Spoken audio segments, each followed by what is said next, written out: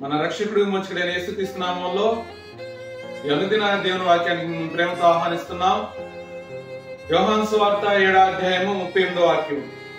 నా యందు విశ్వాసం ఉంచువాడెవడో లేఖనము చెప్పినట్టు వాని కడుపులో నుండి జీవ జల నదులు పారునని బిగ్గరగా చెప్పాను. నా యందు విశ్వాసం ఉంచువాడెవడో. మనం దేవుని యందు విశ్వాసం ఉంచేమా లేదా అనేది రూఢిపరచబడటానికి మనం ఎక్కువగా ఆలోచించాల్సిన అవసరం లేదు. మనం ఆలోచించే ఆలోచనలో కుళ్ళు కుతంత్రాలతో నిండి ఉండయా, దేవుని చిత్తానుసారం ఉన్నాయా? మన అంతరంగంలో సత్యం ఉందా లేకపోతే నటముందా?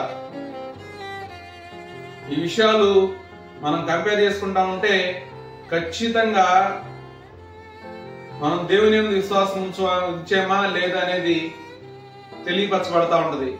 విశ్వాసము ఉన్నటువంటి పరిస్థితి కనపడకపోతే ప్రార్థన చేసుకొని విశ్వాసపు బాటలో నడవడానికి ప్రయత్నం చేయాలి.